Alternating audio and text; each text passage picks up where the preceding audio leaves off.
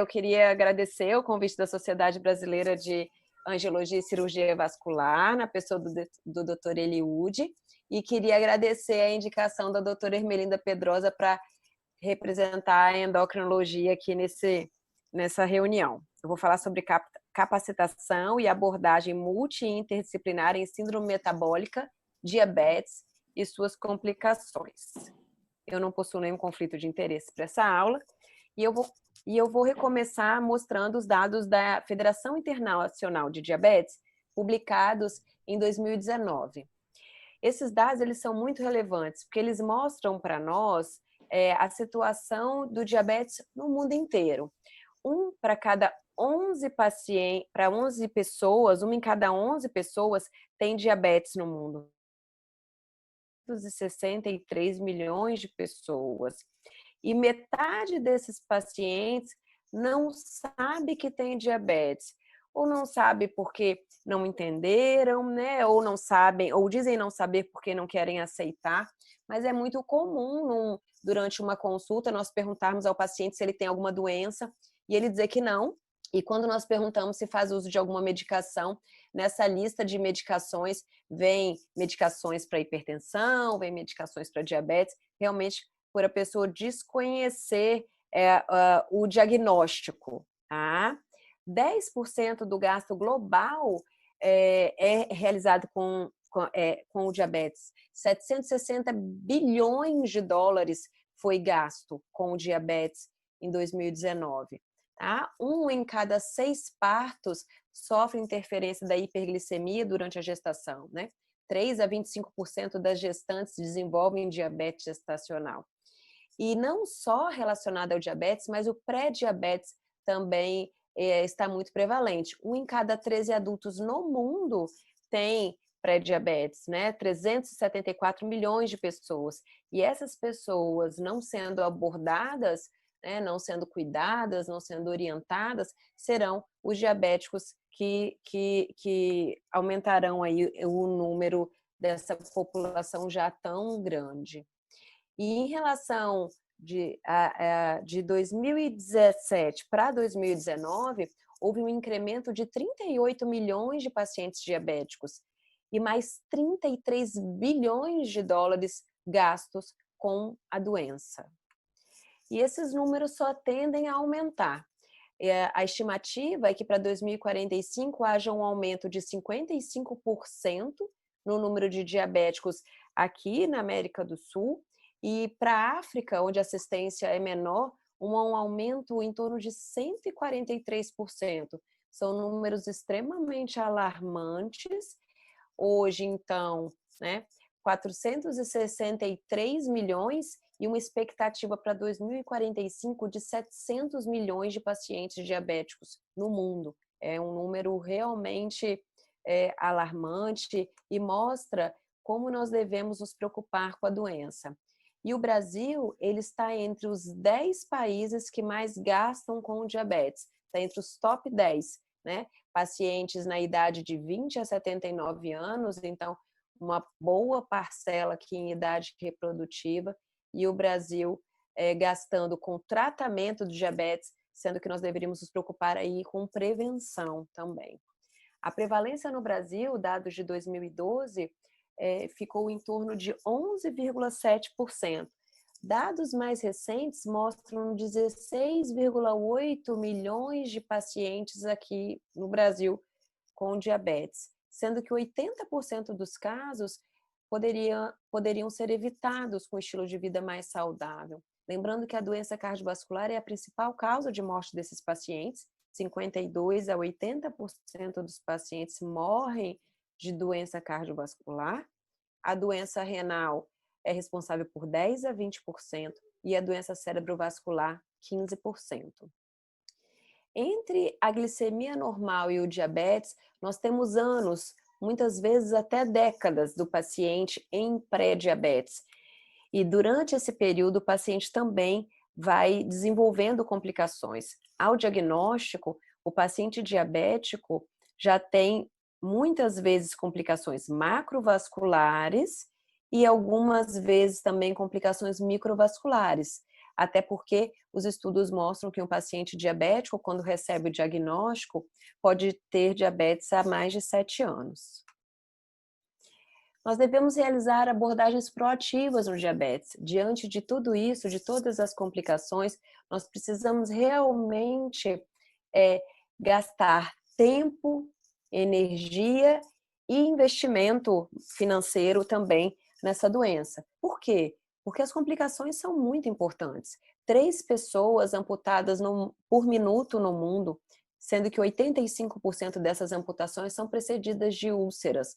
Então, o paciente bem orientado, o paciente bem conduzido, nós temos aí a possibilidade não só de evitar as amputações, mas inclusive de evitar as úlceras também. O diabetes é um importante contribuidor para a insuficiência renal, para infarto, para AVC.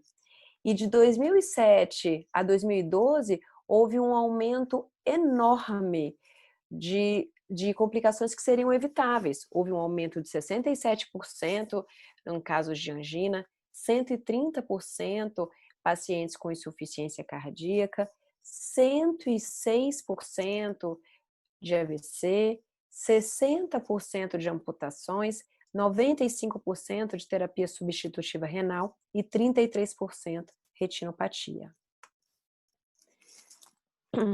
Nós aprendemos com o Dr. Ralph DeFronzo, que é um diabetólogo muito importante, muito estudioso, bastante relevante no cenário mundial, que o diabetes ele tem em sua fisiopatologia 8 defeitos que vão contribuir para o desenvolvimento da doença. A lipólise aumentada, a reabsorção de glicose aumentada no rim, a diminuição da captação de glicose pelo músculo, a disfunção de neurotransmissores, aumento da produção hepática de glicose, secreção de glucagon aumentada e a secreção de insulina diminuída, além do efeito incretínico diminuído. O efeito incretínico é a liberação de hormônio intestinal, que é o GLP-1, após a alimentação. Ele promove supressão da secreção de glucagon e estimula a secreção de insulina dependente do estímulo alimentar. A ideia é que nós possamos abordar com medicações, e nós temos medicações para praticamente todos os defeitos fisiopatológicos. A ideia, então, é que nós possamos associar as medicações para tentar abranger o maior número de defeitos possíveis e tentar corrigi-los. Tá? E corrigi-los e trazer o paciente para quais valores? Segundo a diretriz da Sociedade Brasileira de Diabetes, publicada em 2019, nós precisamos trazer o paciente, a glicemia de jejum do paciente para abaixo de 100, o pós-prandial abaixo de 160 e manter a hemoglobina glicada abaixo de 7. Dependendo do tempo, da expectativa de vida desse paciente, dependendo da idade, dependendo do número de complicações micro e macrovasculares, dependendo do grau de entendimento que ele tem do tratamento, do uso das medicações e dependendo da ocorrência de hipoglicemias não percebidas pelo paciente, nós devemos ser mais frouxos. Por quê? Porque a hipoglicemia ela é um fator que aumenta a mortalidade, né? Um paciente que já tenha histórico de doença cardiovascular, que já tem história de infarto, de revascularização ou de angioplastia, submetido a uma situação de hipoglicemia, fazendo taquicardia, ele pode desenvolver um novo quadro de infarto. Então, nós precisamos realmente ser um pouco mais frouxos na condução desses pacientes e permitir uma glicemia de jejum de até 130, um pós-prandial nós podemos tolerar até 180 e podemos colocar a meta desse paciente entre 7,5 e 8,5. Nós sabemos que com as medicações mais recentes que nós possuímos para tratar o diabetes, nós conseguimos muitas vezes trazer esses pacientes para metas mais rígidas, esses pacientes desse grupo especial, nós podemos colocar esses pacientes dentro de metas mais rígidas quando nós usamos medicações mais seguras e mais modernas, que têm um risco bem menor de hipoglicemia. Os estudos de segurança cardiovascular, eles são uma normatização pelo FDA para que uma medicação entrar no mercado americano, que é o maior mercado de drogas do mundo, essa substância ela precisa ter um estudo de segurança cardiovascular finalizado ou em andamento. Por que isso? Em 2007, houve a publicação da meta-análise por Nissen no New England, e essa meta-análise sinalizou que os pacientes em uso de rosiglitazona, que é uma tiazolidinediona, esses pacientes estavam morrendo mais de doença cardiovascular. Diante disso, que foi um escândalo, né, na comunidade endocrinológica, a partir de 2008, toda medicação para entrar no mercado americano precisa mostrar que, além de controlar, de promover o controle da glicemia, ela não aumenta o risco cardiovascular. O objetivo é mostrar não inferioridade em relação ao placebo, mas os estudos eles têm sido tão gratificantes que novas classes que têm entrado no mercado têm mostrado não só não inferioridade, mas superioridade.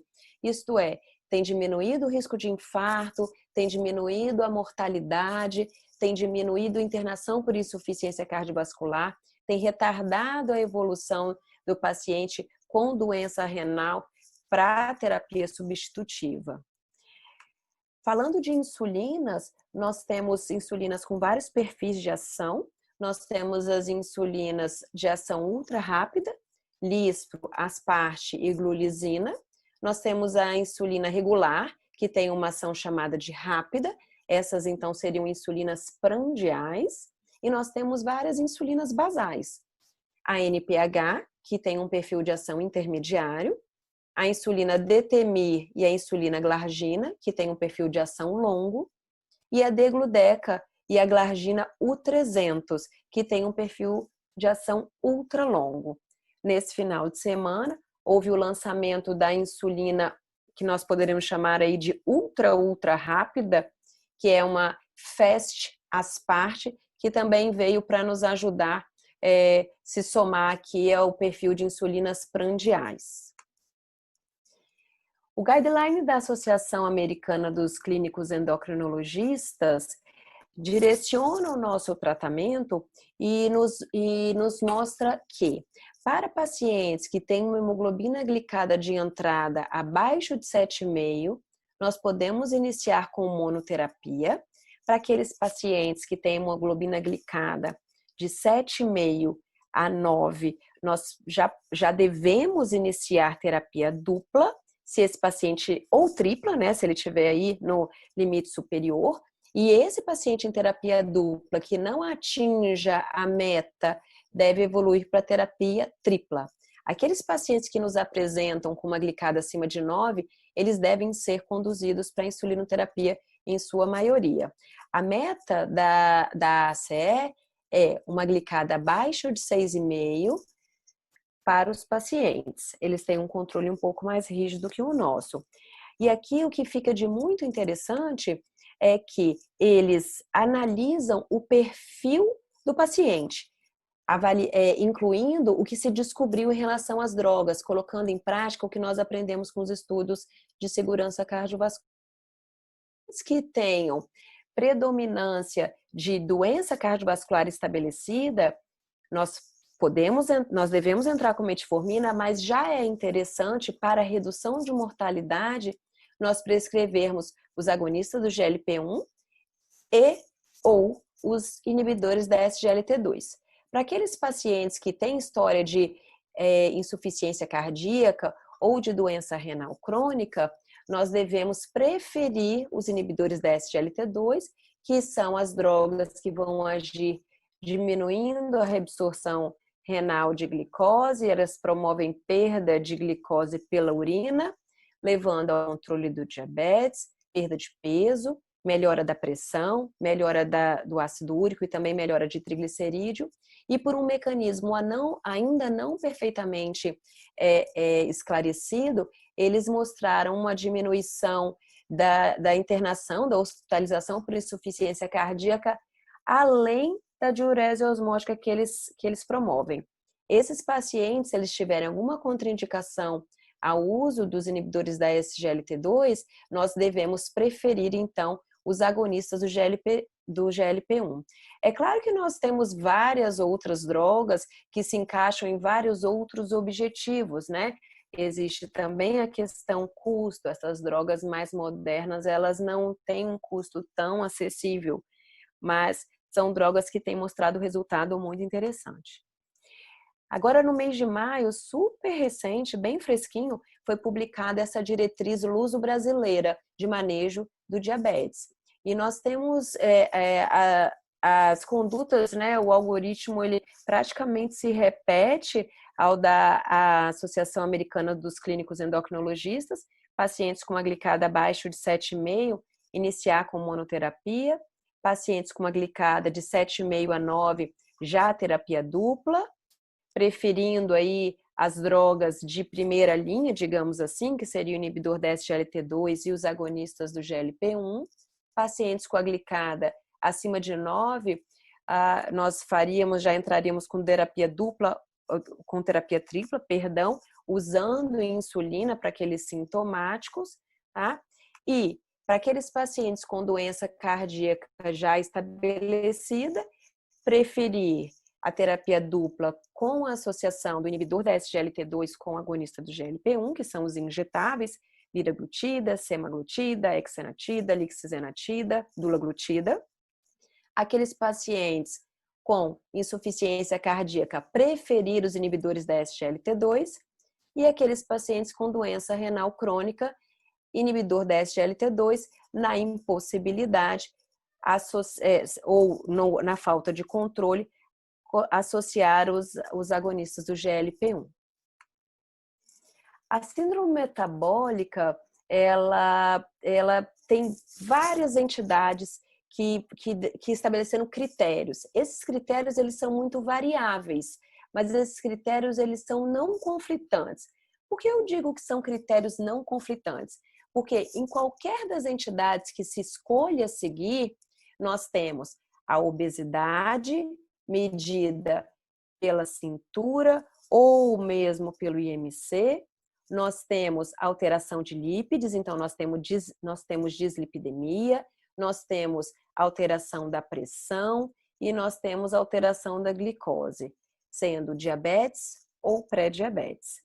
A cintura é muito importante que ela seja individualizada, ela varia aí com a etnia, com a nacionalidade, e lembrar que a partir do momento que nós temos um paciente com síndrome metabólica, independente dele já ter diabetes, mesmo um paciente pré-diabético, nós já temos um risco 2 vezes aumentado de doença cardiovascular e um risco 5 vezes aumentado de desenvolver diabetes naqueles que ainda estão na fase de pré-diabetes, ou mesmo com a glicemia discretamente alterada.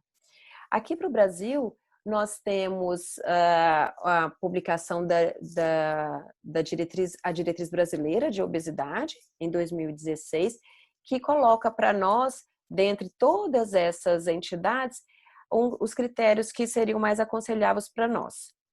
Seria a obesidade visceral, medida pela cintura. Nós somos um país muito miscigenado, então nós ficamos aí para a mulher relativamente tranquilo, mesmo para os descendentes dos europeus, uma cintura a partir de 80, mas para os homens nós teríamos aí 94 para os descendentes de europeus e para os sul-americanos uma cintura a partir de 90. Mantém-se a cintura para a mulher. Então, para a mulher, uma cintura a partir de 80 e para o homem, uma cintura a partir de 90 ou de 94. Associado a 2 desses critérios. O triglicéride acima de 150, um HDL abaixo de 40 para o homem, abaixo de 50 para a mulher, a pressão a partir de 130 ou 85, quando olhamos a diastólica, a glicemia de jejum alterada, então uma glicemia de jejum a partir de 100, lembrando que a glicemia normal é até 99, então uma glicemia de jejum a partir de 100 ou mesmo já diagnóstico de diabetes, e ele receberá esse diagnóstico de síndrome metabólica mas lembrar que para esses pacientes ligados, nós precisamos, do ponto de vista de glicose, nós precisamos submetê-lo a um teste oral de tolerância aí para realmente definir ou afastar que ele tenha diabetes. Os pacientes às vezes se apresentam apenas com a glicemia de jejum alterada e quando nós vamos submeter esse paciente ao teste de tolerância, nós percebemos que diante da sobrecarga ele atinge níveis já considerados para um paciente diabético. A ideia é olhar um paciente como um todo, né? Nós devemos planejar, nós devemos incluir as outras doenças, fazer apoio emocional, apoio alimentar, realmente ter um plano para o paciente. E esse plano, ele é muito melhor executado quando ele é feito com uma assistência multiprofissional. Nós temos 2 tipos de assistência. A equipe que é simplesmente multidisciplinar, onde os profissionais de diversas áreas, eles ajudam o paciente, mas eles ajudam isoladamente, não proporcionam uma interação, uma educação, uma estratégia integrada, que é mais efetiva, né? E temos a equipe interdisciplinar, que é a ideia, né? Que é a melhor ideia, que é a atuação conjunta de cada área profissional, proporcionando intervenção diagnóstica, educação e terapêutica. Todo mundo falando a mesma língua, explicando para o paciente e falando a mesma língua para o paciente, eu tenho certeza que nós vamos ter uma ação mais, essa ação mais coesa vai ser também uma ação mais efetiva. A assistência multiprofissional englobaria aí o médico, o enfermeiro, ou a equipe de enfermagem, né? O nutricionista, o podólogo, o educador físico, o fisioterapeuta e o psicólogo. Trazendo um pouquinho o gancho para a sequência da aula e para o motivo maior de nós estarmos aqui, quando nós pensamos em assistência multiprofissional para o pé diabético, é importante lembrar que em 2013 foi fundado o Grupo Multidisciplinar de Pé Diabético pela doutora Ermelinda, que além do endocrinologista, do fisioterapeuta, do podólogo e do enfermeiro, sugere aí, né, a presença do cirurgião vascular, de um ortopedista especialista em pé, de um neurologista também especialista em neuropatia. Os dados regionais, ou dados estimados de polineuropatia diabética no Brasil, mostram aí um percentual que varia de 12% a 50%. E a detecção tardia impede que nós consigamos reverter ou alterar o dano neuropático. Se nós não examinarmos os pés, 42% a 65% dos pacientes diabéticos tipo 2 acabarão tendo dano neuropático, né, evoluindo com úlceras e com amputações, e 35% a 65% dos pacientes diabéticos tipo 1 também teriam essa consequência. Eu vou deixar agora a aula para o doutor Jackson Caiafa, que vai conversar conosco e nos ensinar mais sobre o pé diabético. Queria agradecer a presença de todos e os que retornaram aí depois do contratempo. Eu acho que a gente tem muito a participar, muito a discutir ainda na presença de todo mundo. Obrigada. Obrigado, Mariana. Excelente aula. Essa noção geral do comportamento multi-interdisciplinar do diabético, ele envolve uma série de fatores e de profissionais e é sempre bom estar lembrando disso, realmente, cada um ter o seu papel em prol do bem maior que é do paciente. Bom, a gente passa direto para o Caiafa e depois a gente discute com os moderadores e abre as perguntas para os demais, tá bom? Doutor Caiafa.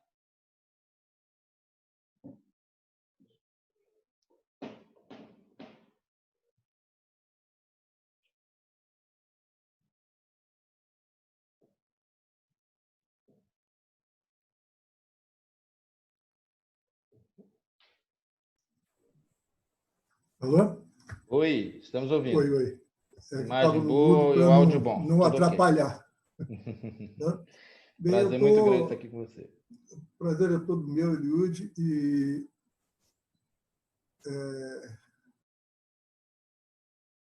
quando entrar a tela inteira. Voltou muito. Bem, eu também gostaria muito de agradecer a você especificamente, Eliud, também o auxílio de toda a sua equipe aí, tá? Em relação a essas coisas novas que vão acontecendo na vida da gente, né? Que estava me sentindo um verdadeiro sertanejo chique fazendo live, né? Mas nós vamos ter que nos adaptar a isso tudo, até por causa dos custos que se implica hoje fazer um congresso presencial, uma reunião presencial, né? Eu também não tenho nenhum conflito de interesse para o tema dessa apresentação, né? E eu só me preocupo aqui com o tempo, porque eu tive que vou fazer o mais rápido possível, mas realmente a atuação precoce em úlceras vasculares e pé diabético prolongou demais, né? Mas é importante falar, porque o pé diabético tem úlcera que depende do problema vascular, mas a grande maioria delas depende da neuropatia, né? Quando há o casamento dessas duas complicações, né, da isquemia por complicação vascular e da neuropatia pelas complicações neurológicas, é que nós começamos a vislumbrar os maiores desastres, né? De qualquer maneira, como eu não sei como está agora, antes a gente, na primeira passagem, eu esperava ter bastante enfermeiro, bastante pacientes e tal, e eu sempre defendo que a atenção primária ela não se dedique a tratar a úlcera complexa, como não se dedique a tratar a úlcera complexa do pé diabético. A atenção primária, a equipe da atenção primária tem trabalho demais a fazer prevenindo esses problemas. E não tem muito tempo a perder com o tratamento que, na maior parte das vezes, não era nem para estar sendo feito lá, né? Eu explico. Primeiro, as úlceras dos membros inferiores, elas têm uma quantidade enorme de etiologias, né? E esse diagnóstico dificilmente será feito a nível de atenção primária, né? É um diagnóstico muitas vezes difícil, muitas vezes complexo mesmo, e não vai ser feito lá. Eu acho que as úlceras complexas devem ter um local específico para tratamento, né? A Emelinda tem uma experiência grande, muito anterior à nossa, né, Eliud, lá em Brasília, com um centro específico de tratamento, né, de pé diabético. E como também nós vamos lidar aqui com os dois maiores fornecedores de úlceras para atenção primária, que aparecem na atenção primária, né, que 75% é a insuficiência venosa crônica, que é uma úlcera vascular, é a úlcera de Stasi, e 15% é o pé diabético, né? Nós temos aí 90% ou mais das úlceras que acontecem na atenção primária são desse tipo de atuação que, com um certo grau de conhecimento e agindo preventivamente, a atenção primária vai conseguir diminuir acentuadamente a incidência das complicações que vêm após a ulceração no pé diabético e as complicações da insuficiência venosa crônica. Só para citar rapidamente, né, as doenças hematológicas, como a anemia falciforme, as infecções fúngicas, sífilis, tuberculose, hanseníase, leishmaniose, tudo isso pode dar úlcera. Tudo isso acontece, né?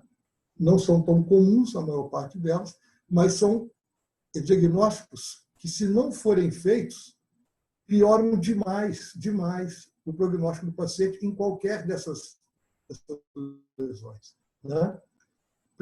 O uso de determinadas drogas, as doenças metabólicas, né? Os problemas neuropáticos, né? E, finalmente, os problemas vasculares que nós vamos lidar. Vamos tentar falar um pouco rápido, mas as úlceras vasculares podem ser arteriais, nas artérias de maior calibre, né? A artéria esclerose obliterante, a tromboangina obliterante, que exigem um diagnóstico específico, né? E o diabetes aqui já se levanta fortemente, né? Com a sua microangiopatia e a arteriosclerose mais intensa e extensa, né? Além de ser muito mais associado com a hipertensão arterial sistêmica, né, que chega a 70% dos pacientes diabéticos serem hipertensos, né? As úlceras venosas, elas são as mais comuns, né? Elas atingem mais de 70%, 75% das úlceras que são atendidas na atenção primária, e todas essas outras aí, centro de todas as úlceras. Tá? Essas úlceras podem ser classificadas por mecanismo de surgimento da úlcera, né? A estase, que é essa úlcera da insuficiência venosa crônica, né? Tem características especiais de face medial, ser pouco dolorosa, é uma úlcera prolongada. A úlcera neurotrófica, normalmente em pontos de pressão, a úlcera hipertensiva na face lateral do terço inferior da perna, as úlceras de vasculite, isquêmicas. Isso tudo para mostrar que o grau de dificuldade para a atenção primária fazer esse diagnóstico é muito grande. Né?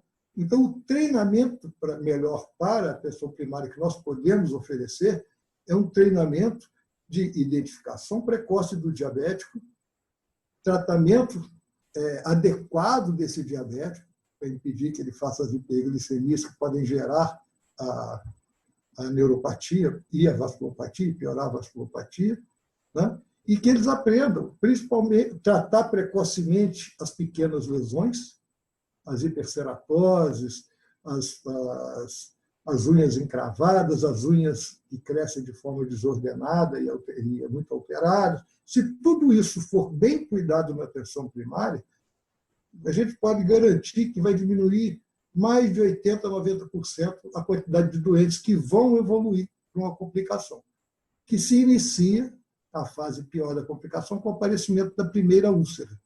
Né?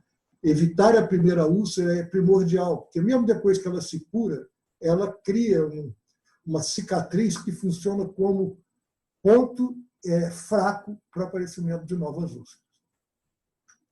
Né? Mas só passando rapidamente para mostrar, úlceras por infecções por fungos, né? Por infecções bacterianas, leishmaniose tegumentar. Né? Para quem já viu pé diabético, se encontrar um diabético com uma lesão dessa aqui, vai pensar que é de pé diabético.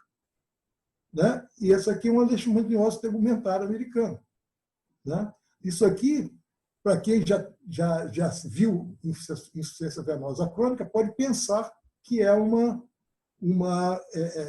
lesão, né, da insuficiência venosa, uma ulceração da insuficiência venosa que está complicada, que está infectada. Né? Esse caso, no meu consultório, o paciente me procurou para tratar o pé diabético com um dedo que estaria necrosando. E, na verdade, ele tinha um melanoma no pé. Né? Então, esse melanoma, se você não trata a tempo, ele piora. Né? A hanseníase, a própria úlcera, isso aqui é uma própria úlcera isquêmica do pé diabético, tem que ser identificado, pode gerar complicações com grandes deformidades, né, com um tratamento adequado. Uma úlcera isquêmica simples, esse diagnóstico diferencial de tudo isso, uma úlcera hipertensiva de Martorell, que é uma úlcera que acontece também em vasculites não específicas e na hipertensão não controlada. Uma úlcera isquêmica, bordos bem marcados, extremamente dolorosa e que de tratamento que acaba sendo, na maioria das vezes, hospitalar, com o uso de vasodilatadores e antiagregantes plaquetários. Né? Úlceras de esclerodermia, de necroses de artrite reumatoide, né? Arterites inespecíficas, crioglobulinemia, lúpus eritematoso sistêmico, pioderma gangrenoso, úlceras malignizadas, úlceras de anemia falciforme, né? Úlceras da própria SIDA, da AIDS, né? Tem uma atuação que desenvolve úlcera. Um paciente como esse aqui lá do consultório tive uma dificuldade enorme. Eu acabei chegando ao diagnóstico da SIDA dele porque resolvi verificar tudo e fiz o diagnóstico por exclusão, né? Que ele tinha a SIDA e não tinha falado que tinha. Microembolias sépticas, né? Isso aqui é uma meningococcemia numa menina de 13 anos, que eu operei quando eu era chefe do serviço do hospital, do Hospital Cardoso Fontes. Aliás, vou até aproveitar para lembrar que eu não sou mais o chefe lá no Hospital dos Servidores do Estado já há 1 ano e meio, 2 anos. Eu já aposentei, inclusive, lá, mas fui chefe lá durante 4 anos do Hospital do Serviço de Cirurgia Vascular do Hospital dos Servidores. Tá? Uma lesão grave, com meningococcemia, síndrome de corpo antifosfolipídio, vasculite inespecífica, simulando uma úlcera de estase. Isso trata durante 30 anos na rede primária pensando que é estase, é uma vasculite. Né? Essa aqui é um paciente que eu operei em 2015, com uma úlcera muito similar à úlcera hipertensiva, igualzinho, dor forte, não dorme, e você tem que ressecar a úlcera e depois utilizar o alprostadil, que é um vasodilatador, um antiagregante plaquetário e anti-inflamatório, que o Eliud até está encontrando novas ações para ele agora, até no combate às lesões pulmonares no Covid.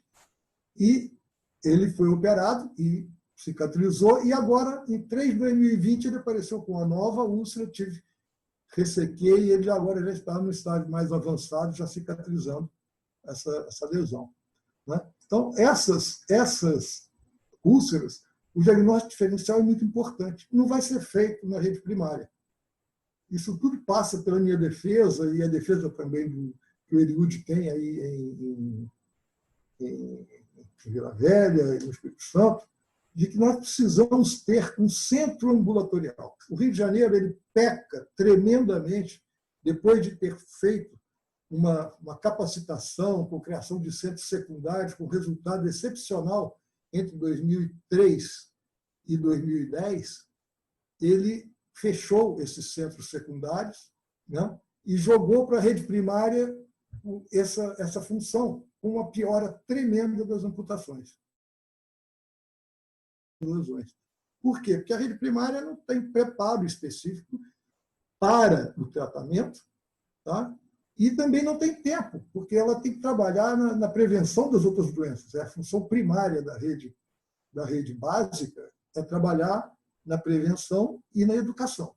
Né? Passando disso, né, nós vamos falar das duas principais apenas.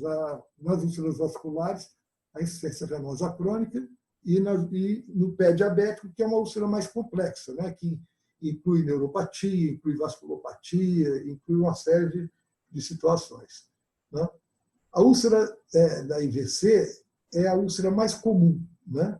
Ela atinge 75% das ulcerações que são atendidas, das úlceras que são atendidas na atenção primária. Tem uma prevalência de 1 a 2% da população.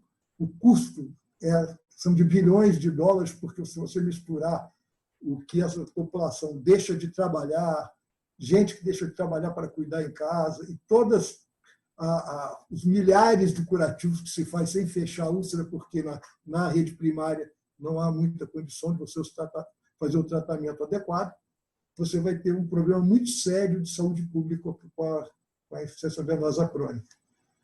A principal causa da insuficiência venosa crônica é a síndrome pós-flebítica, que acontece depois das tromboses venosas profundas ou das flebites profundas. Isso também passa por uma educação adequada já da rede terciária, que não previne adequadamente em muitas cirurgias, isso já melhorou um pouco, mas ainda não previne adequadamente a ocorrência de trombose venosa profunda nos pacientes internados. Né? Então, 60% das úlceras de insuficiência venosa crônica são secundárias à síndrome pós-flebítica, e 25% são de varizes primárias de longa duração, que também não tem tratamento. Nem o tratamento mais definitivo, como a cirurgia ou com os métodos mais modernos, e nem com o uso da contenção elástica, até porque essas pacientes, na maioria das vezes, não têm dinheiro para comprar meia elástica de 3 em 3 meses, é que ela vai usar o tempo todo essa meia. Né? As alterações da tinta de pele subcutânea decorrem de hipertensão venosa, seja ela primária ou secundária, o resultado é o mesmo. Né? Com edema, hiperpigmentação, dermatosclerose, a pele fica dura, a pele fica mais suscetível à infecção, por isso qualquer pequena lesão pode infectar rapidamente, e assim, 30% desses pacientes têm 10 ou mais recidivas. Né? Podem ter 10 ou mais recidivas dessa úlcera, porque ele cura no momento que está se tratando e logo depois recidiva. E 45% deles têm úlcera há mais de 10 anos. Entendeu? E a base do sintomatologia, dor, peso, cansaço, parestesia, além desse grande edema. A causa é hipertensão venosa. Combater hipertensão venosa ou é com repouso, perna para o alto, coisa que a maioria não quer ou não pode fazer, né? Ou o uso de contenção elástica, quando ainda não há a lesão, ou inelástica durante o tratamento da lesão. É caro, difícil, paciente nem sempre na rede, lá como chefe dos servidores do Estado, eu tinha um ambulatório só de úlcera venosa, que eu fazia, inclusive, e conseguia fechar quando tinha a bota adequada, que é a bota de Una, que é a mais simples das proteções não elásticas, mas, na maioria das vezes, esse paciente usava durante 3, 4 semanas, quando estava para fechar, acabava a bota de Una. Aí a gente tinha que mandar ele para casa, daí a pouco ele voltava pior. Né? São exemplos aqui, úlceras enormes, úlceras menores, já em tratamento, era úlcera grande, com o uso da bota ela resolve, né? Uma síndrome pós-flevítica, paciente com deficiência de angiotensina 3, fez trombose de repetição, tinha lesão grande, né? Também fechamento, o caminho de fechamento com o uso da contenção elástica, né? Essa verrucosidade aqui é das infecções repetidas que esse paciente tem. Muitos deles desenvolvem linfedemas em função dessa infecção repetida, né? E é um paciente realmente muito complicado. As demais úlceras vasculares arteriais, elas têm muita coisa, mas nós vamos falar só mesmo do diabetes mellitus, que tem, né, a arteriosclerose mais intensa e a hipertensão, como nós já falamos, e é, na verdade, o que nós podemos dizer, em termos de cirurgia vascular, o maior problema de saúde pública do mundo e do Brasil, com certeza. É um problema maior de saúde pública, o número de amputações em virtude do pé diabético chega entre 40 a 50 mil amputações por ano. Isso nós estamos falando de amputações ao nível de perna e coxa. Porque se for somar as amputações de artelhos, as amputações de parte do pé, é uma quantidade muito maior. Parece não incomodar ninguém, porque esse exército de Brancaleone que estaria nas ruas, não está nas ruas porque não pode andar. Né? Os amputados de uma perna e que não recebem as suas próteses, eles também não conseguem andar, não conseguem ir para a rua. Por isso que nós não cruzamos todas as horas na rua com amputados. Os que podem pagar, pagam uma boa prótese e você nem vai perceber que ele perdeu. Né?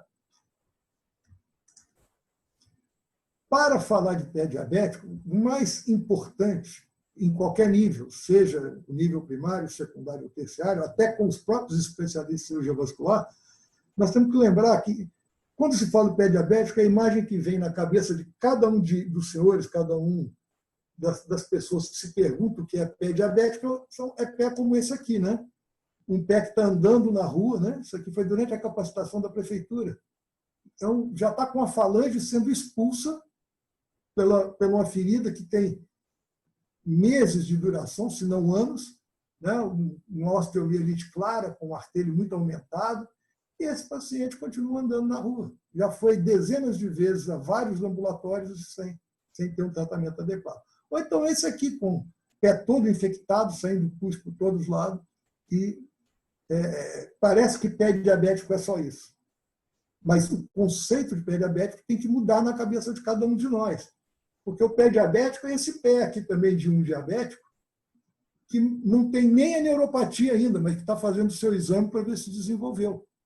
Periodicamente, ele vai fazer os seus exames com o endocrinologista, ou com outro médico, ou lá na rede primária, com a equipe primária, acompanhando esse doente de 6 em 6 meses, de ano em ano, pelo menos de 6 em 6 meses, e esse paciente sendo avaliado. Mas ele, se no momento em que ele começa a desenvolver a neuropatia, ele deixa de ser o pé do diabético para ser um pé diabético. Né? Assim como a neuropatia motora com as suas complicações e alterações do pé, até a ferida efetivamente grande do pé diabético. né, até o pé a ser perdido. Né? Por isso, a gravidade e a extensão da complicação do pé diabético exige uma implantação de modelo, não tem jeito. Nós falamos que vamos fazer uma mudança no pé diabético com uma aula como a de hoje, com uma apresentação como a de hoje, em que nós vamos correr para falar alguma coisa, não podemos até nem chamar de capacitação. Acho que isso aqui é uma capacitação de estímulo para que todos que estão vendo também passem a trabalhar para que haja uma mudança no paradigma do tratamento desse doente, tanto do diabetes, que vai prevenir, se você prevenir o pé diabético, você vai prevenir também todas as outras complicações. Né? E o pé diabético você faz diagnóstico sem nenhum exame complementar. Você não precisa fazer sequer um exame de urina, sequer um exame de sangue, e nem muito menos um fundo de olho para saber que esse paciente está desenvolvendo uma lesão. O pé diabético pode ser a bússola para antecipar as outras complicações. E, com certeza, a gente sair para poder tentar impedir a evolução delas. Para isso, você precisa de uma assistência primária de qualidade que faça menos curativos graves e se dedique mais a fazer efetivamente aquilo para que ela foi criada. Uma prevenção adequada, um tratamento das doenças de base e um acompanhamento de perto do paciente. O nível secundário especializado interdisciplinar. Mas não existe. Já existiu. O Rio já teve 2 centros que atendiam praticamente a cidade do Rio de Janeiro inteiro sem acúmulo de pacientes. Né? Um no Hospital da Lagoa, outro no Hospital do Andaraí, que foram simplesmente fechados, apesar de atenderem 100, 120 doentes por dia. Né? E foram fechados. Né? E é ali que você vai ter uma ação para um tratamento adequado daquilo que pode ser feito em nível ambulatorial e o preparo daquele paciente que precisa fazer uma intervenção e ele é encaminhado para lá a partir do centro secundário. Vai ser um encaminhamento muito mais correto do que encher o nível terciário de paciente que não vai ser tratado lá. Né? Um ambulatório no hospital terciário não é para fazer nada primário. Não é para prevenir, fazer educação básica do paciente. Isso tem que ser feito na rede primária. Né? O nível terciário tem que ser especializado, ter tecnologia e não ter fila. Né? Tem que ter material adequado para poder trabalhar. Né? O pé diabético é igual ao úlcera neuropática? Não, totalmente. Né? É cerca de 15% das úlceras, mas o pé diabético não precisa ser sinônimo de úlcera. O pé diabético é diferente disso. Né? Se houver uma síndrome isquêmica real, nem todo diabético, aliás, a maioria deles não desenvolve isquemia grave, até porque a neuropatia autonômica dá uma certa proteção fazendo, né, uma simpatectomia, uma autossimpatectomia distal, com uma vasodilatação que faz com que a maioria dos pacientes diabéticos tenham uma hipervascularização na perna. Aí, né, todos que lidam com isso sabem, inclusive, que o diabético, uma das causas da osteoporose que ele tem pela abertura das microfístulas arteriovenosas distais. Tá? É importante, se a gente estivesse tratando aqui de uma capacitação, ensinar o que é uma claudicação intermitente, que mesmo quando há uma anestesia do pé, essa anestesia muitas vezes não chegou na perna ainda. E a dor ao caminhar vai acontecer. E essa dor ao caminhar, a claudicação intermitente, caracterizada por início do movimento sem dor, dor durante o movimento, até ser obrigado a parar, e em menos de 1 minuto depois o paciente já está em condições de andar novamente, porque já cessou a causa da dor, que foi a isquemia muscular temporária, pela falta de sangue em quantidade adequada. Tá? A dor de repouso é quando você tem um paciente que já não consegue dormir com a perna na horizontal. Tem que colocar a perna para baixo para poder dormir, aumentando o edema, aumentando as complicações e se aproximando rapidamente do desfecho isquêmico final, que é a necrose e, muitas vezes, a amputação da perna. Palidez, cianose, alterações tróficas podem ser ensinados. Pulsos arteriais na rede primária, né, é uma coisa que a gente tem que pensar 2 vezes o que nós vamos ensinar. Eu, pessoalmente, quando eu trato da rede primária, e, aliás, é o que eu mais faço hoje em vários lugares, né, do Brasil, e fazer treinamento para a rede primária, eu faço questão que eles tentem aprender a palpar os pulsos distais, o pulso pedioso e o pulso tibial posterior. É incrível como, tanto entre médicos, como mais ainda entre os enfermeiros, mas entre médicos clínicos, uma grande quantidade, a palpação absolutamente errada do pulso, né? E que vai gerar resultados equivocados. Aprendeu a palpar o pulso pedioso, aprendeu a palpar o pulso tibial posterior, se um deles estiver presente no exame, você pode garantir que aquele paciente não tem uma isquemia distal, pelo menos macrovascular. Tá? As úlceras isquêmicas não dependem só da macroangiopatia. Muitas das úlceras dos diabetes são de microangiopatia, aliás, como são efetivamente as outras complicações, né? A complicação renal e a complicação oftálmica são complicações microangiopáticas, né? Pode haver complicações maiores, com tromboses, que muitas vezes dependem da infecção que ocorre. A infecção aqui pode causar uma arterite ou pode causar um edema, que causa necrose, sem que haja, inclusive, lesão proximal. Né? Sem que haja lesão proximal. Você vai ver que os outros dedos estão normais, às vezes tem pulso presente e está com o dedo necrosado. Isso é muito comum até. Né? É diferente de um paciente que já tem lesões isquêmicas dependentes de macroangiopatia e que já perdeu uma perna e vai acabar perdendo a outra se algo não for feito, ou se for feito, se for possível. Né? Em muitos desses pacientes, a revascularização se mostra improvável e até impossível. Né? O que a gente tem mesmo com o pé diabético são as úlceras neuropáticas ou as úlceras de pressão, né?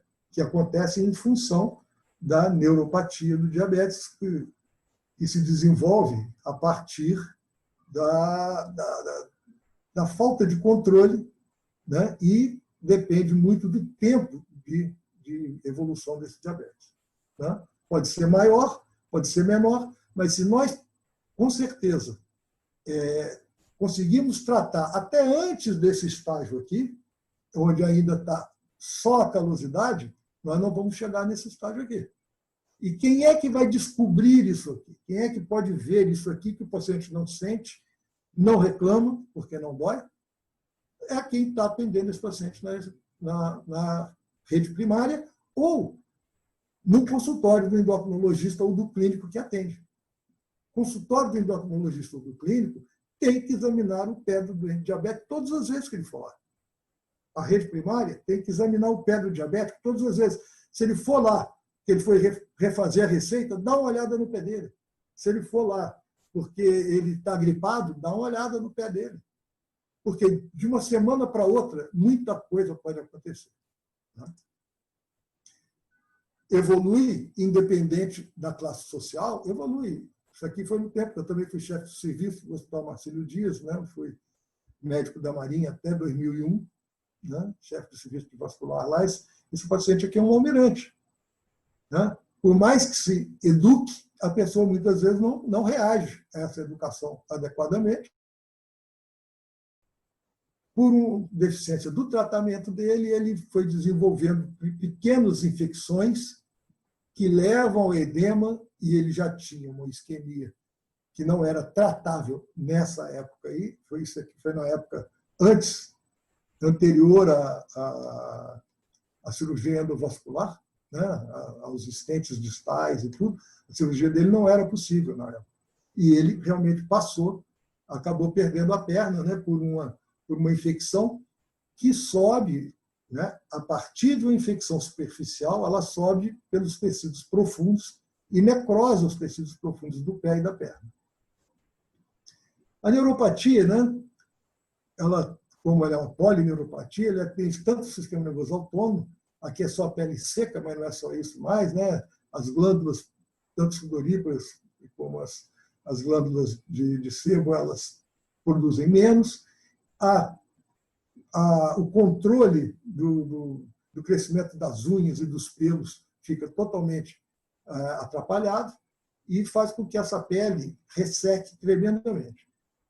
A neuropatia sensitiva e a neuropatia motora vão aparecendo e vão piorando a situação, né, que acaba de ser piorado pelo uso de calçados inadequados.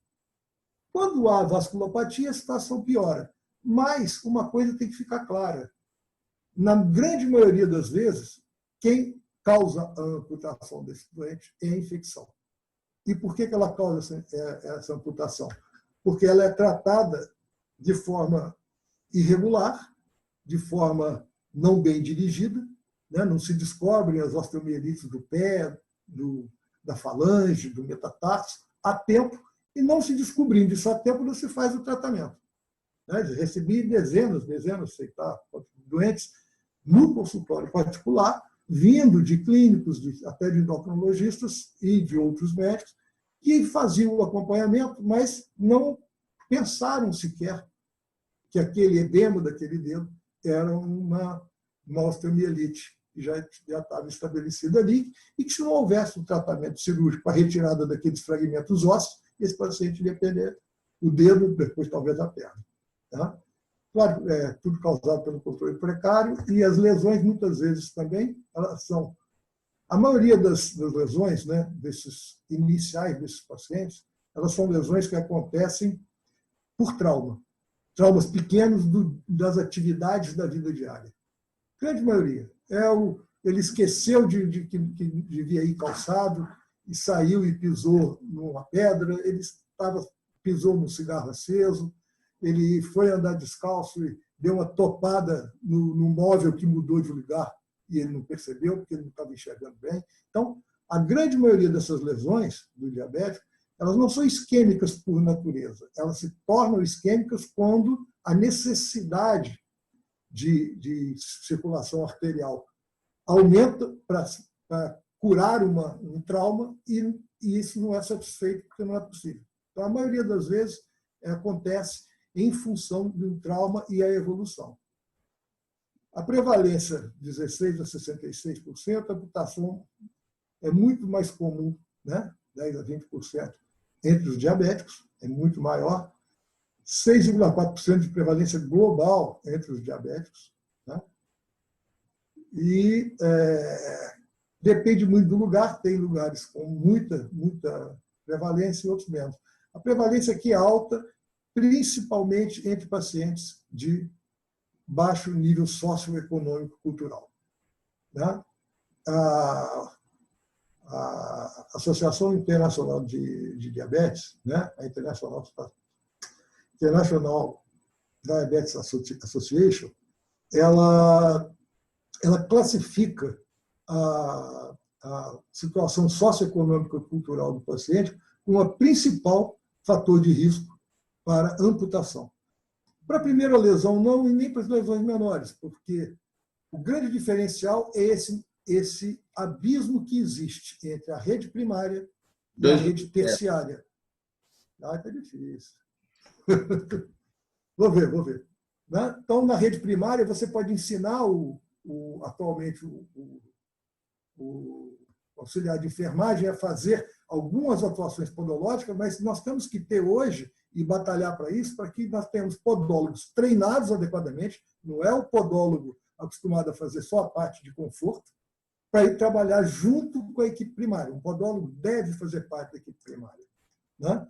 Com isso, você vai poder, né, pegar um pé nessa maneira aqui, né, o paciente já perdeu um dedo, está com uma hiperceratose grave, e você, com a ação simples, que foi feita por mim, que não sou podólogo, você transformar esse pé aqui nesse pé aqui, bem mais aceitável e com menos possibilidade de se machucar. Tá? A condição aqui está só para falar sobre a condição socioeconômica, né, e cultural, o maior fator de risco individual de amputação. A prevalência do pediatra, fazendo uma projeção, a gente pode dizer que hoje podem existir até 1.400.000 diabéticos com úlcera no pé ou prestes a ter úlcera no pé hoje. Tá? Então, o exército de Brancaleone está com a retaguarda boa e está sendo reposto regularmente. Tá? O total de gasto é a doença muito cara, o diabetes de uma forma geral, E 25% a 27% dos custos do diabetes são com pé diabético, por um motivo muito simples. É o que mais interna, né? Das complicações, a que mais interna é o pé diabético. Tá? E, com isso, ele é a complicação individualmente mais cara do diabetes. A proposta que é feita, né? não vamos ter jeito de especificar como fazer isso, né? Mas a ideia é que o atendimento básico se transforme num centro efetivo de triagem e de tratamento precoce, né? Através da médica, da enfermeira, do técnico de enfermagem e do podólogo, com um protocolo de visitas periódicas do diabético para, além de ver todo o seu tratamento do diabetes, verificar especialmente o pé. Né? Nesse atendimento básico aqui, com fichas, orientações, encaminhamentos e protocolos, você vai ter um tratamento adequado e você, em vez de mandar para a internação, quando você achar que tem um problema, ou para um centro terciário que tem um ambulatório que não é para isso, você teria que ter atendimentos secundários com cirurgiões vasculares, endocrinologistas, ortopedistas adequados, como já foi dito até pela minha colega anteriormente, né? Onde serão feitos orientação, controle, fisioterapia, tabletigrafia e tratamento específico com curativos especiais, pequenas cirurgias, tudo nesse local, fazendo com que esse paciente dificilmente vai internar. E se ele vier internar, ele já vai estar preparado daqui, não vai ficar 2 meses para fazer o eletrocardiograma, para fazer uma série de coisas dentro do hospital, para poder fazer o risco cirúrgico e para tirar 2 dedos. Então, se ele vier para cá, ele já vem com tudo pronto e volta, depois que ele tiver feito a cirurgia, para o atendimento secundário e retorna para o primário. Né?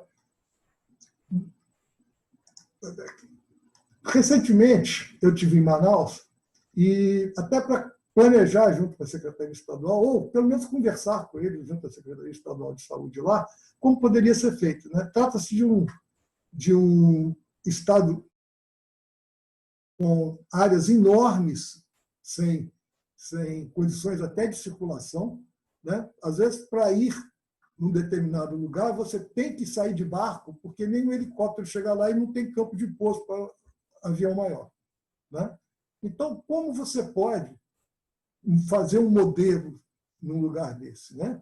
Você tem que trabalhar não só com centros secundários, mas com centros intermediários em algumas cidades mais estratégicas que tem um hospital, que tem um cirurgião geral, que tem um clínico, que podem ser treinados para fazer um atendimento mais efetivo desse doente. Por isso, até usando a telemedicina, a Universidade Estadual do Amazonas, né, cujo reitor hoje é um cirurgião vascular, ela tem um trabalho de telemedicina muito grande. E que, nesses casos, com gente treinada na ponta, você pode efetivamente fazer alguma coisa nesse sentido. Tá? Com isso, você vai, com uma regulação adequada, com referências adequadas, com contra-referências adequadas, você vai poder fazer um programa que tem que ser regionalizado. Cada lugar tem características específicas, mas a base é rede primária, rede secundária, rede terciária. Né? Para classificar o risco, para poder fazer a regulação, nós temos vários sistemas que estão em uso. A classificação de Wagner está aqui citada só em termos históricos, mas ela não é usada, muita dificuldade de usar, porque é uma classificação que não atinge bem o pré-diabético. A Universidade de Texas tem uma classificação fina, né? Mas extremamente, assim como a PEDS e a Wi-Fi, são classificações difíceis para a rede primária.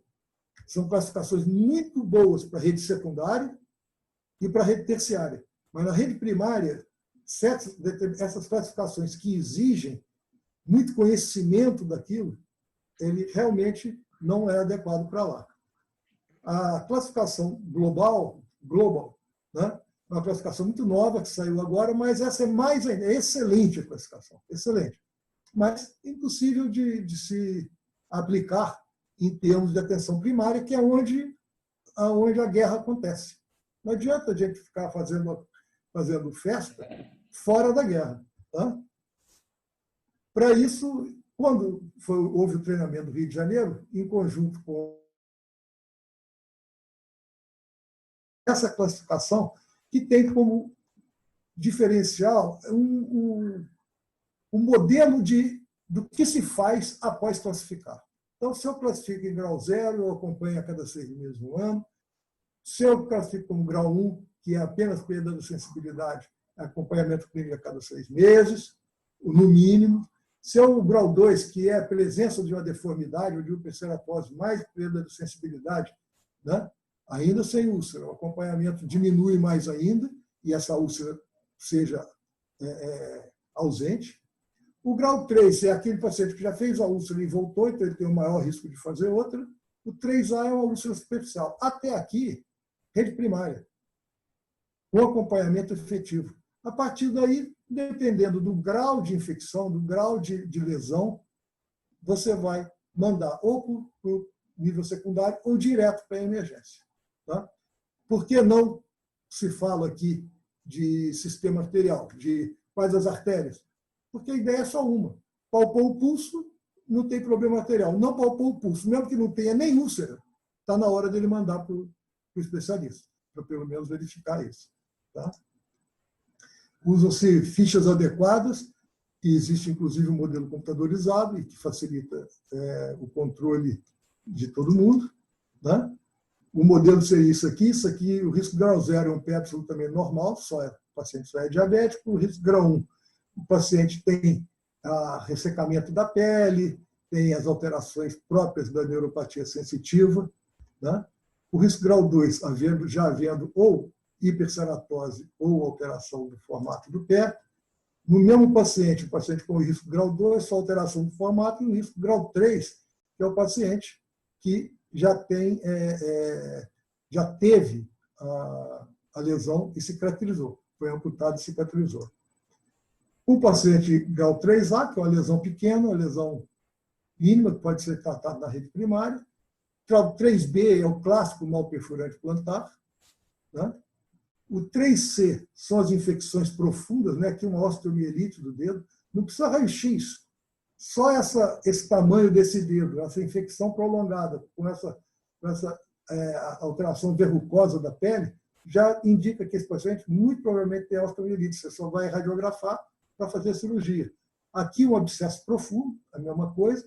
Né? Aqui o grau 3D, que é o grau que ainda é tratado na rede secundária, e aqui o grau 3E. Esses dois aqui, 3C e 3E, vão direto para a emergência. Né? Em relação a todas as úlceras, a gente tem que lembrar o seguinte: toda úlcera tem que ser examinada sempre na rede primária, mesmo que seja uma úlcera sendo tratada lá. Agora, qualquer úlcera que depois de 4 semanas não melhorou nem curou, tem que ir para a rede terciária, para a rede secundária. Não tem jeito. Tá? Os sinais de isquemia, com ausência de pulso, sinal de infecção grave, sinais de infecção sistêmica e a dor intratável são os outros motivos para a úlcera sair de lá e ir em frente. Tá? Lembrar que o tamanho não é tão importante, né?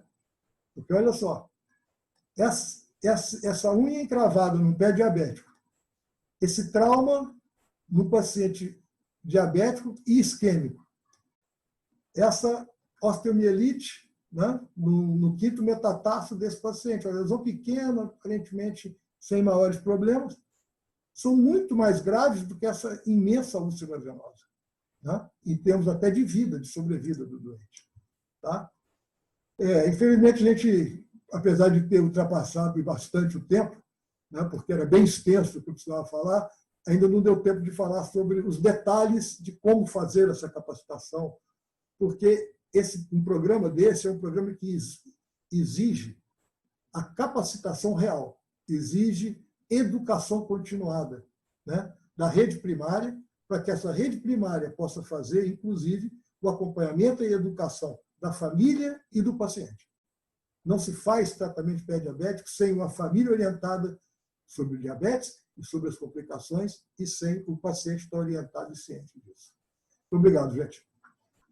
Muito obrigado, Dr. Caiafa. Só lembrando que tem essa publicação de 2011, mas se mudou muito pouca coisa desde então, a não ser um antibiótico aqui, uma coisa lá. Em relação a um programa de atenção, essa publicação no Jornal Vascular Brasileiro, uma publicação que tem tudo isso que nós falamos aqui. Muito obrigado. Passamos Desculpa aí, Eliud. Mas eu te avisei, né? Não tem problema, não.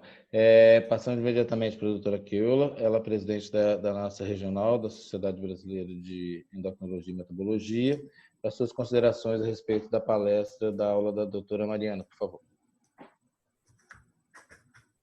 Libera. Estou liberando o seu áudio. Estou liberando.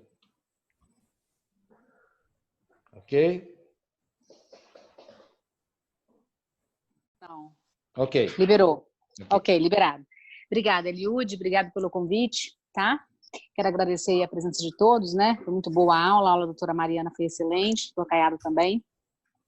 E as considerações que eu tenho para fazer são as seguintes: acho que a gente ficou bem claro, né, que tanto a síndrome metabólica quanto o diabetes, né, tanto de progressivas, né, que levam a complicações tanto micro quanto macrovasculares, e isso é de uma relevância enorme, né, porque a gente consegue perceber que as mortes entre o diabetes acontecem, a gente já sabe hoje que acontece a cada 6 segundos, e a gente tem todas elas linkadas com as complicações tanto micro quanto macrovasculares.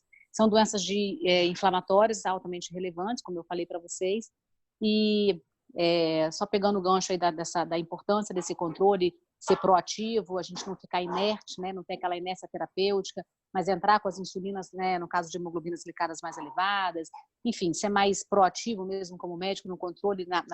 Isso a gente começa lá na medicina primária mesmo. Eu acho que esse controle de diabetes começa lá, depois é que ele passa para nós.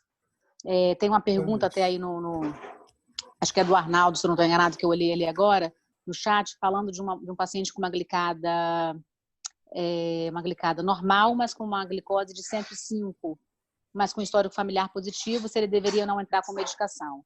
Acho que a Mariana não respondeu ainda, mas no meu ponto de vista deveria sim, porque se o paciente ele tem histórico familiar positivo, já tem uma glicemia de jejum alterada, o máximo que você pode fazer é repetir essa glicemia por 3 vezes, né? Eu repetiria mês a mês para acompanhar a evolução, e dentro desse protocolo aí eu entraria provavelmente com o Glifage XR, que é a medicação hoje, que é a metformina, mais indicada no caso de pré-diabetes. A gente, quando consegue controlar esse diabetes, ainda aqui nesse comecinho, a gente inibe muitas vezes 54% da evolução para um diabetes tipo 2.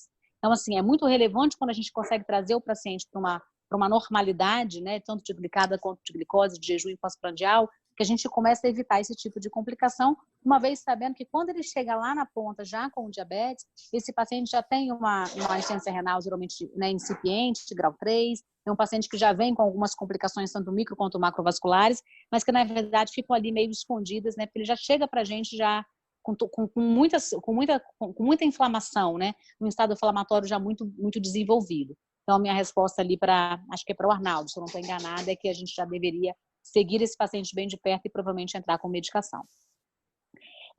A outra coisa que eu acho importante a gente abordar em relação à parte microvascular, pensando, né, nas neuropatias, que é uma das principais causas das úlceras, né, do pé diabético, a gente pensar e argumentar sempre no consultório quando o paciente chega, se ele tem dormência, se ele tem sensação de frio, se ele tem sensação de calor, examinar o pé do paciente, avaliar se tem descamação e muitas vezes entrar com medicação nessa parte, já pensando nas neuropatias, que é uma das grandes causas. Eu acho fundamental, é um exame extremamente simples, né?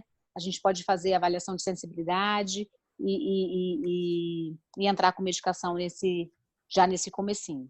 Acho que a maior observação que eu tinha para fazer era essa, Eliud, para acrescentar, que seria essa observação aí em relação ao pé diabético. Mas a doutora Mariana, que é minha amiga, né, pessoal, está de parabéns. Doutor Caiado também, as aulas foram excelentes. E acho que é isso aí. É mais alguma coisa que eu possa ajudar, alguma pergunta, eu estou à disposição. Obrigado, Keila. Eu vou passar... Keula, desculpa, Keula. Sim, não tem problema. É igual Hollywood, eu já recebi vários Hollywoods. É bem diferente, né?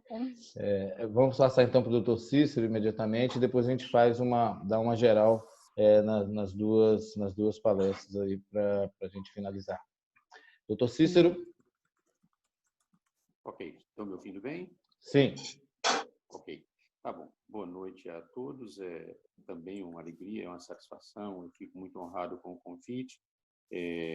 A iniciativa, eu realmente sou suspeito para falar, pela minha área de atuação ser em pé diabético. Então, eu acho que a escolha foi muito boa, de modo que eu passarei, por causa até do tempo, alguns comentários dentro do que Caiafa falou, dentro do propósito que o Eliud preconizou aí para as considerações de Caiafa. Eu concordo com Caiafa, é um assunto extenso, porque foi úlceras vasculares, incluindo o pé diabético, então isso dá um corte muito grande, fica difícil você realmente fazer um resumo. Mas eu vou fazer alguns destaques aqui dentro de um tempo mais breve. O primeiro destaque que eu faço é para a consideração que Caiafa fez em relação à atenção primária ser responsável por uma úlcera vascular, uma úlcera isquêmica, por exemplo, ou uma úlcera de origem diabética, seja ela neuropática ou seja isquêmica. Realmente, eu tenho o mesmo entendimento que Caiafa. É difícil. Aqui em Salvador, e eu já rodei também por esse Brasil, e dentro da Bahia, já fui em vários lugares, e tenho insistido nas reuniões da Secretaria de Saúde, nos últimos anos que eu fiquei como consultor, ainda estou como consultor, de que insistir para que a atenção primária tenha uma compreensão, pelo menos inicial, sem uma capacitação, sem ter um especialista, é difícil, gente. É difícil realmente você esperar que alguém vá fazer um diagnóstico. Por isso que as iniciativas para cuidar de feridas nessas unidades terminam se transformando no que eu denominei em salas de curativo. E eu sempre peço às pessoas que, quando vêm me abordar, eu digo, olha, você quer uma sala de curativo ou você quer um centro de atenção para feridas? Porque a sala de curativo vai repetir os curativos, como o Caiafa mostrou, e isso pode se perpetuar. Então, para não me delongar muito nesse primeiro destaque, eu gostaria de dizer que concordo plenamente, eu acho que tem que realmente ter uma atenção especial com relação a essas úlceras.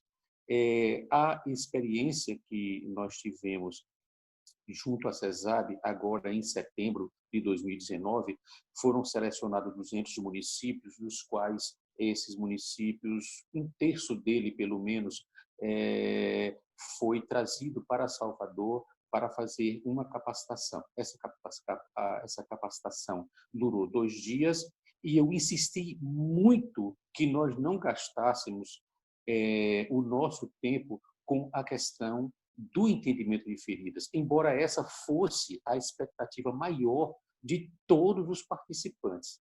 E isso foi até difícil para mim, porque eu tive que usar o microfone para aplacar um pouco a ansiedade das pessoas e dizer para todos o quão é importante uma atuação primária dentro do que a atenção primária pode fazer.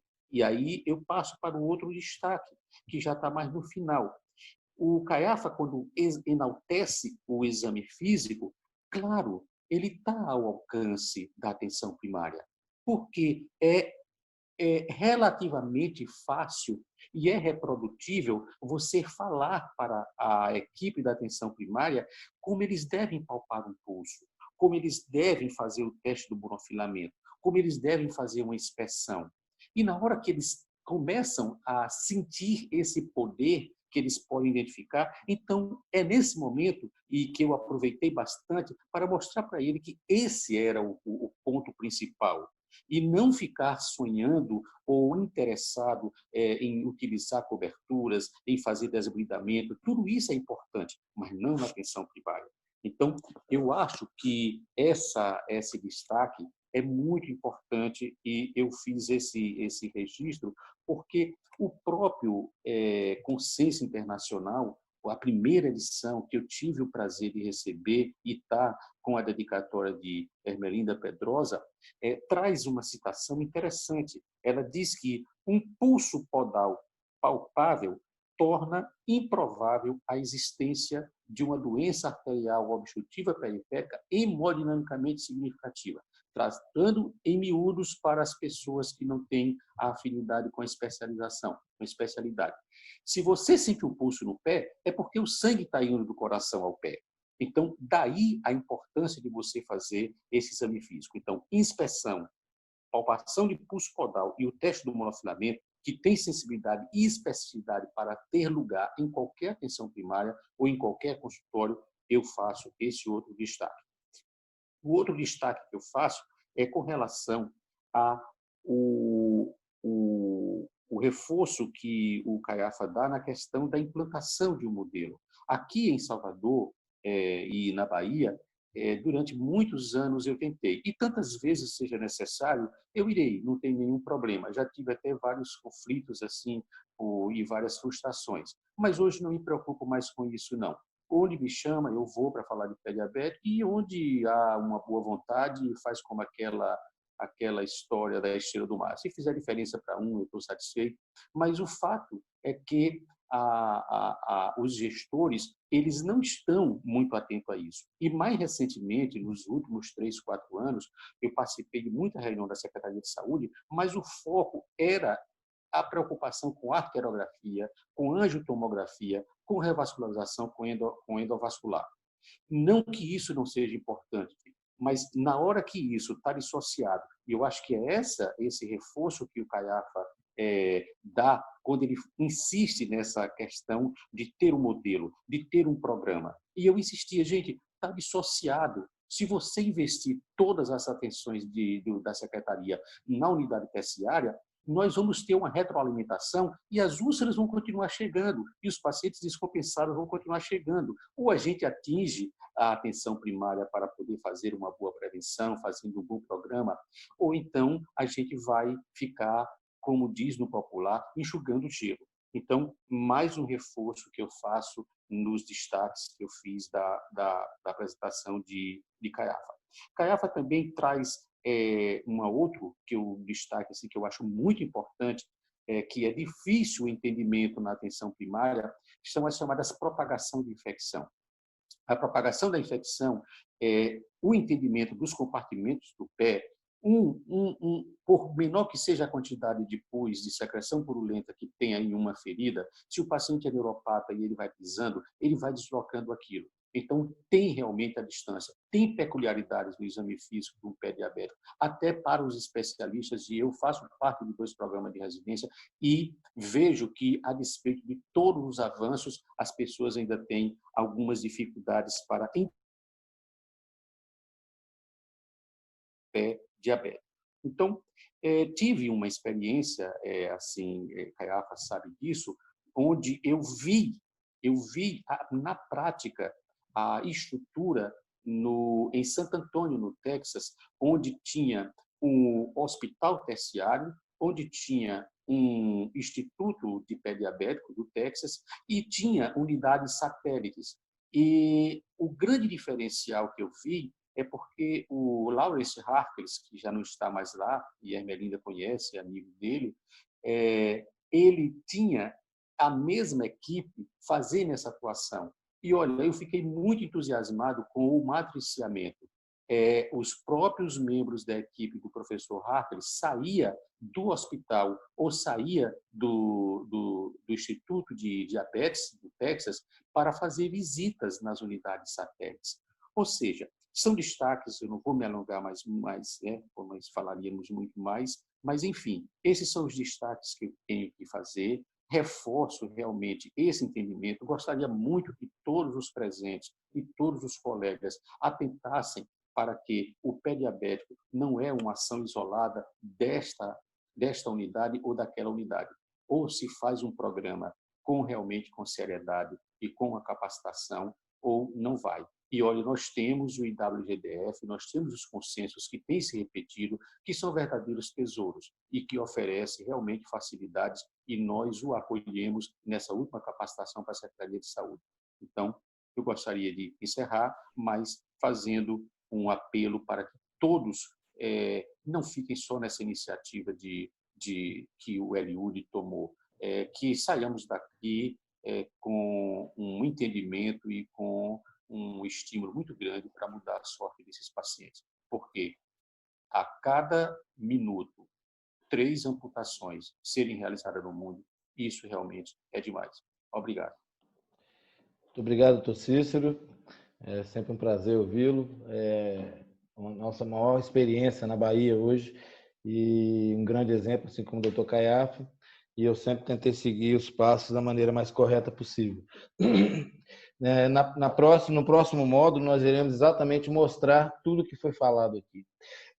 O Propé hoje, ele é um serviço de referência multidisciplinar, com vários profissionais envolvidos, enfermeiro, médico, profissionais de especialidade médica, com centro de apoio de fisioterapia e de fisiatria, de uma forma global, com a presença de acadêmicos dentro dessa estrutura, também utilizando o serviço como uma área de ensino. E nós iremos mostrar exatamente a conexão de uma atenção primária, uma atenção secundária efetiva. Nós temos total apoio aqui do nosso serviço público do nosso município. Não nos falta alguns materiais, logicamente, a reposição é sempre demorada no serviço público, mas não nos falta material para fazer um bom trabalho. Isso é importante que se diga. Então, quando você tem um pouco de amor àquilo que é o início de todo esse processo, de preocupação com o paciente, de tentar minimizar danos, a gente consegue algum resultado. Nós vamos apresentar isso de uma forma prática, desde a atenção básica até o recurso da telemedicina, tentando melhorar e diminuir essas taxas aqui no nosso município. Em relação ao próximo módulo ainda, nós teremos uma aula sobre medicina hiperbárica e uma outra aula sobre coberturas, tanto na atenção primária como algumas coberturas especiais, que nós iremos abordar também no segundo módulo. E, para finalizar, quem gosta de serviço de pé diabético, acho que a principal lição: não tentem ser heróis, não tentem achar que sabem. Que o seu saber ele atinge toda a endocrinologia, os conhecimentos de enfermagem são importantes dentro do contexto, um cardiologista de apoio dentro do serviço é importante, a fisioterapia, o psicólogo, o oftalmologista, nós temos todos esses recursos hoje dentro do nosso serviço, praticamente, e sem essa esfera coletiva você não vai a lugar algum. E nós já sabemos disso, experiência de vários estados e municípios. Se você começa a ter um guia de contra-referência como principal norteador do serviço, ou seja, encaminhar de um paciente de um médico para o outro, sem nenhum tipo de inter-relação, isso não vai chegar a lugar algum. No máximo vai chegar a algum grau de mutilação. Então, acho que a grande lição é que, primeiro, as equipes têm que estar integradas, não existe equipe de atendimento a diabético e a pé diabético sem você fazer a integração do olho ao pé, como nós sempre falamos. O diabético ele tem uma das maiores causas de insuficiência renal, a maior causa de amputação no mundo, uma das maiores causas de cegueira. E isso tudo está num paciente só, não está em partes. E como você não pode fragmentar isso, você tem que tratar de uma maneira global esse indivíduo. Eu gostaria de agradecer a todos, novamente me desculpar pelo ocorrido, tomaremos logicamente algumas providências em relação para que isso não ocorra num próximo momento. E gostaria de convidar a todos para o segundo módulo, que provavelmente será nessa próxima semana ou na outra, em que nós então versaremos de uma forma mais prática de como funciona todo o atendimento primário, linkando com o secundário, com o terciário e com o recurso hoje do sistema de teleferidas, que é um sistema que foi muito bem desenvolvido em Israel e é um modelo que nós estamos tentando trazer para o Brasil para desenvolver algumas atividades com relativo sucesso. Lembrando que realmente o Amazonas, lá com o Dr. Cleinaldo, é um exemplo que nós temos dentro de um local com pouco recurso, mas que muito pode ser realmente feito por esses indivíduos. Então, eu gostaria de agradecer a todos. Fica aberta aí a pergunta da Mariana, da Keula, do Jackson Caiafa, se tiver alguma consideração a fazer, meu amigo Cícero, e já desejando uma boa noite a todos, agradecendo a nossa sociedade, a diretoria da nossa sociedade, ao presidente Bruno, que esteve conosco aí enquanto pôde, e aos demais amigos e colegas que compareceram a esse evento e já convidando para o próximo na semana que vem. Caiafa? Aliás, desculpe, Mariana.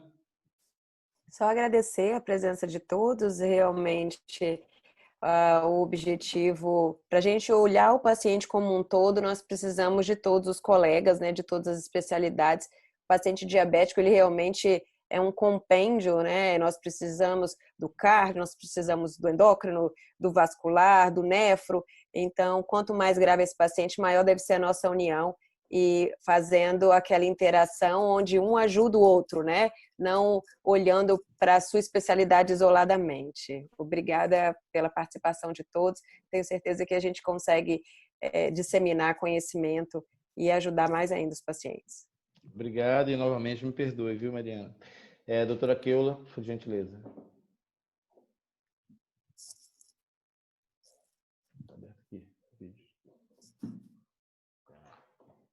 Já vai liberar. Ok, está liberado.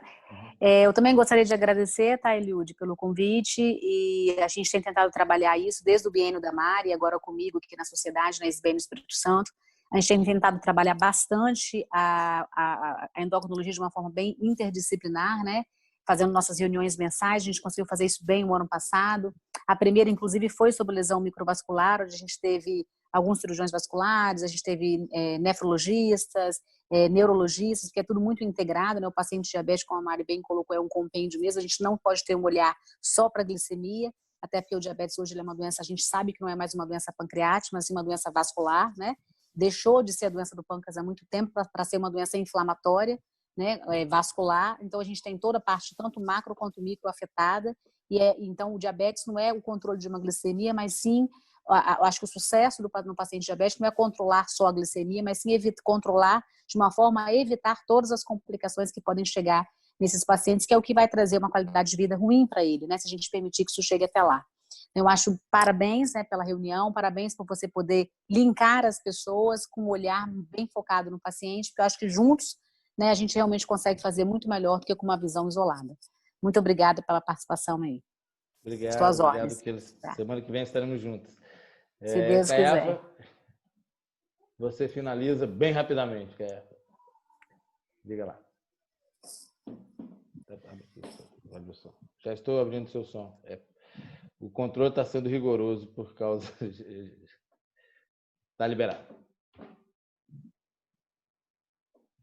Você chamou Caiafa ou eu? Não, chamei o Caiafa e por último encerro com você, Cícero. Ah, tá certo. Mas okay. Tudo ainda. Agora liberou. Agora sim. Pode falar.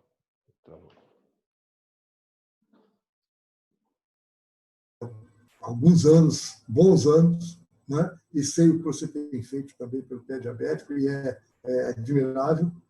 E é bom que a gente possa falar com outros colegas sobre o problema que é essa complicação especificamente, né? Então, nós temos que nos unir realmente. E eu acho que o caminho, você está nos ajudando e nos dando o caminho adequadamente. Tá? E, no mais, é apenas lamentar que seja virtual, porque em outros dias nós estaríamos saindo para tomar uma cerveja. Não? Uma pena. Como sempre, o Zé Marcelo fala, assim, virtual é maravilhoso. Como o Marcelão, né? O Zé Marcelo fala isso. Doutor Cícero, o senhor nos dá a honra agora para finalizar o nosso pequeno evento. Bloqueou aí? Você parou? Não, está solto.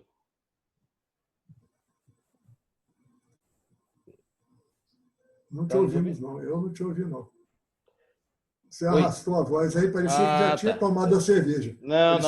Tomado a cerveja. Quem me dera.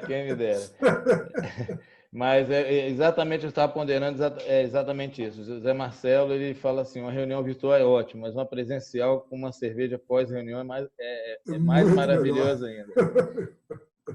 Doutor Cícero. Assim, agradecer mais uma vez, eu acho que o tema, eu sou suspeito, como disse no início, para falar, é sempre muito bom ver e ouvir os colegas, ver também o pessoal da endocrinologia, então há um aprendizado, sempre uma troca de experiência, ver Mariana Keula falar, isso acrescenta, eu faço minhas anotações, ver todas as vezes alguém, mesmo colega como o Caiafa falando, sempre está acrescentando mais alguma coisa, espero que no próximo módulo também nós tenhamos esses acréscimos, e no mais, Elúlia, assim, de novo, parabenizar pela iniciativa, eu acho que essa sua posição hoje dentro da SBACV, a nacional, traz essa, sim, mais esperança de que o estímulo, de que a gente possa realmente divulgar. E existem formas simples de identificar os fatores de risco para a ulceração e fatores de risco para a amputação. E isso realmente precisa ser colocado em prática num país que tem dimensões continentais. Eu também visitei Manaus e vi com o Cleinaldo lá algumas situações assim bem realmente pesadas, bem entristecidas, mas de qualquer forma eu acho que nada disso deve desestimular. Ao contrário, eu acho que se a gente fizer a diferença para aqueles pacientes que estão conosco, se a gente continuar falando como a gente falou hoje, vai falar sempre, a gente vai mudando um pouco a consciência das pessoas. Muito obrigado. Muito obrigado. Já vou avisando que o Dr. Cleinaldo provavelmente estará conosco aqui, fazendo essa parte prática também de telemedicina no próximo módulo. Eu gostaria de agradecer a todos mais uma vez. Pedir 1000 perdões a vocês pelo ocorrido, mas que isso é fruto de aprendizado e estamos muito felizes com a presença de todos aqui. Eu deixei o Cícero por último, porque a Bahia realmente é algo que, assim, que eu sou apaixonado, ele sabe disso. A Ana Célia está aí ainda. Chegar, né? E eu me sinto assim, sou capixaba, mas eu estou ali no limite, ali entre o Espírito Santo e a Bahia, porque realmente é a minha segunda terra natal. Agradeço a todos de coração e aguardo aos senhores para o próximo ano. Muito obrigado a todos. Vamos encerrando aqui. Okay. Obrigado. Boa noite a todos. Boa noite. Boa noite. Boa noite. Boa noite.